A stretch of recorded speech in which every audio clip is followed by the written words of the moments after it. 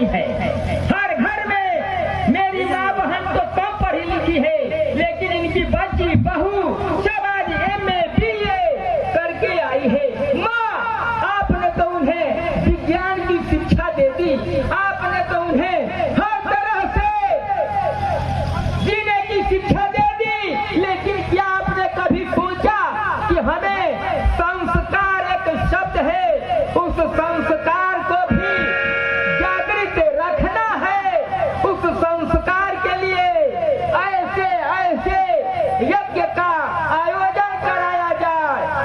मैं बहुत खुश हूँ, कम से कम आपने यहाँ रासलीला और रामलीला का प्रोग्राम देख करके आनंद होगी। माँ, उनसे आपको कुछ न कुछ संस्कार मिलेंगे, शिक्षा मिलेगी आपको, और उसे लेकर के आप अपने परिवार में, समाज में उसका व्यवहार करें।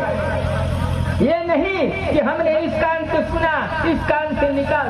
तो माँ, सावन के महीना में भगवान भोलेनाथ के लिए यह सबसे उत्तम और प्रिय महीना होता है, और उसमें भी सावन का जो पहला सोमवार होता है, उस दिन जो सोमवारी का व्रत करता है, पूजा करता है, शिवलिंग पर जल चढ़ाता है और अपने हृदय में जो भी मनोकामना रखता है उसको भोलेनाथ पूरा करते हैं, इसमें शक नहीं है।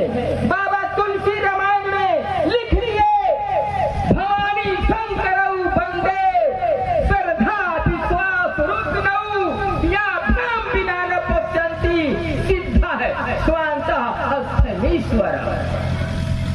क्या इससे भी स्पष्ट कहा जाए, भवानी और शिव श्रद्धा और विश्वास के प्रतीक है।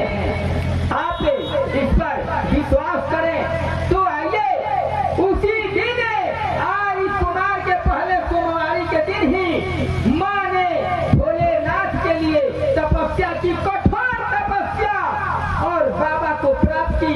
तो सावन का जो महीना है, यह है शिव और पार्वती का एक मिलन है, और यह मिलन हमें यह दर्शाता है कि उस दिन मेरे भोले बाबा भी और माँ पार्वती दोनों खुश रहते हैं। यदि आप उस दिन शिव को एक लोटा जल चढ़ाएंगे, बेल पत्र देंगे, तो मेरे भोले बाबा का हृदय गदगद रहता है, मेरी माँ बहुत खुश रहती है। क्यों? मेरी माँ एक बार प्रण की, किसी ने मेरी माँ को बहका दिया, पार्वती तू उसे गंजेरी भंगेरी के चक्कर में पड़े हो। अरे उसके तो अच्छे तुम्हें बहुत से देवता मिल जाएंगे, भगवान मिल जाएंगे वरण करने के लिए। तू शिव में क्या देख रही है विशेषता, जो तू शिव से इतना मोहित हो, उनको चाहती है। जानती हो माँ, मेरी माँ पार्वती ने क्या कहा, कोटि जन्म आया है रगर हमारी, बरहु शंभुनाथ रहु कुमारी। आज देखिए, आज मेरी माँ कोटि जन्म, कोटि करोड़ को कहते हैं, यदि करोड़ों वर्ष भी लग जाए तो मैं शिव की ही वरण करूंगी। इसीलिए पार्वती को हर मोहिनी कहा जाता है, शिव मोहिनी कहा जाता है। तीनों लोक में मेरी माँ पार्वती के समान कोई नहीं जो शिव को वरण करने की क्षमता रखती हो, लेकिन वो क्षमता मेरी माँ पार्वती में है। इसलिए सावन की माँ है, माँ पार्वती के माध्यम से सभी भक्तों को यह संदेश दिया जाता है कि हे मेरे शिव भक्त, यदि आपके हृदय में मेरे भोलेनाथ के लिए थोड़ा भी जगह है तो सावन में उनकी पूजा करके देख लो, अपनी मन्नत मांग के देख लो, जो हृदय में धारण करोगे ये तो भोले हैं, भोलेनाथ है, आपकी इच्छा तो स्वयं पूरा करेगा। इसी महीने में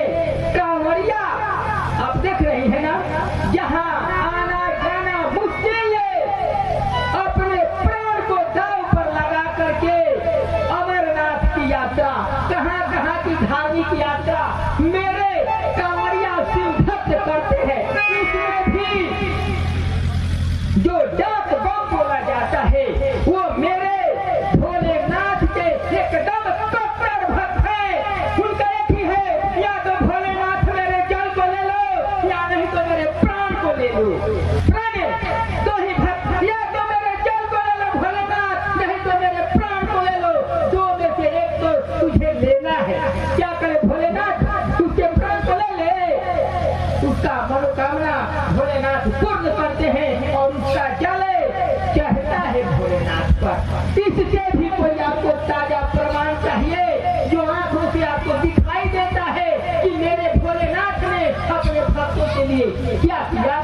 तो वो भी सावन का जो पहला सोमवार होता है उस दिन मेरे कंवरिया बमे जल चढ़ाने के लिए अपने प्राण को दांव पर लगा देते हैं। इसके साथ साथ हम जो सामान्य गृहस्थ हैं, जो मेरी माँ बहन नहीं जा सकती, जो मेरे बुजुर्ग नहीं जा सकते, उनके लिए भी सावन का पहला सोमवार शिवलिंग पर जल चढ़ाने से उनकी जो इच्छा है, मन्नत है, उनके हृदय की जो मनोकामनाएं हैं, उसको भी भोलेनाथ पूर्ण करते हैं। आपके परिवार में सुख शांति समृद्धि ला देते हैं। कहा जाता है बाबा देते हैं आपको छप्पर फाड़ के, आपके पास लेने की कला होनी चाहिए। आप किसी का बाप बनकर नहीं ले सकते, आप उसके लिए बेटा बनिए, बेटा। तो हम तो अपने गरुड़ में ऐंठ गए हैं, भक्ति कोई चीज है नहीं। लेकिन याद रखना, जिस दिन तुम्हें तुम्हारा बेटा, बहू, बेटी, औरत सब लोग त्याग देगा, उस दिन तुम हृदय से रोएगा, आंसू गिराएगा। उस दिन तेरे अंतःकरण में भोलेनाथ आके पूछेंगे, बोल बाबू क्या हाल है। तब वो बोलेगा, भोलेनाथ है, मुझे माफ करना, मैं अज्ञानी, आपको समझ नहीं पाया कि भोलेनाथ का अर्थ क्या होता है। संसार में आप किसी की पूजा कर ले, याद रखिएगा वो अंतिम पूजा मेरे भोलेनाथ की हो जाती है। उसका अंतिम अधिकारी मेरे भोलेनाथ होते हैं। तो मेरे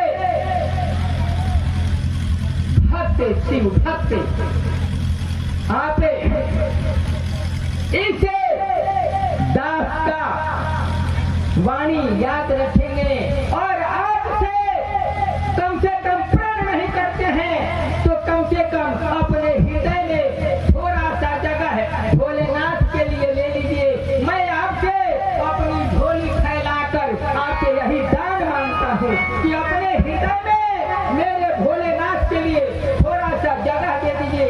भगवान के पास जाने के लिए, किसी के पास जाने के लिए एक गुरु परंपरा होती है।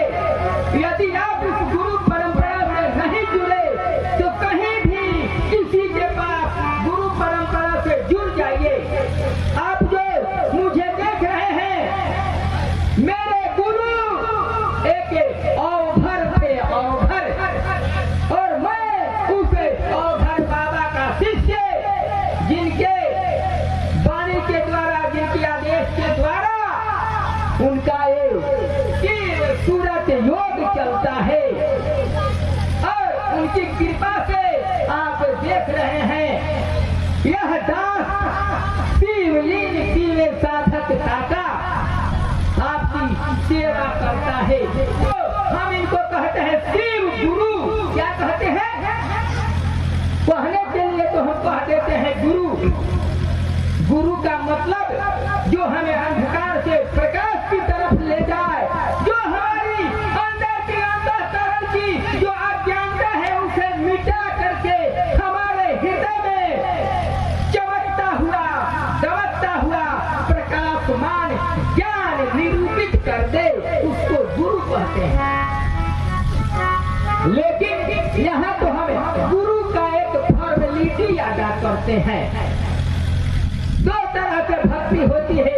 एक भक्ति का नाम है चापलूसी और एक भक्ति होती है अंतःकरण से।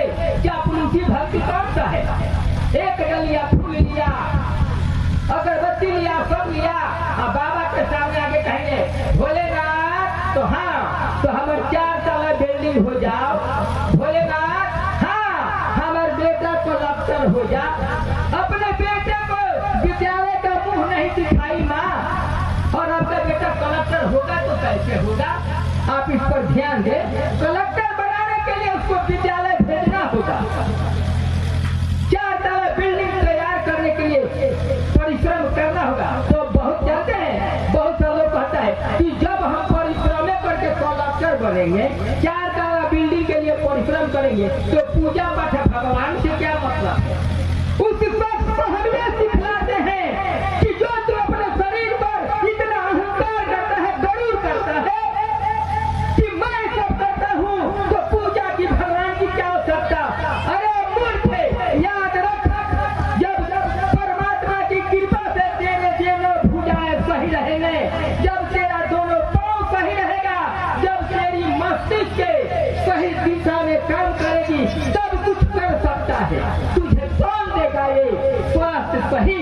ये तुमको स्वास्थ्य सही देने वाला हमारे भोलेनाथ है। तो अंत में तुम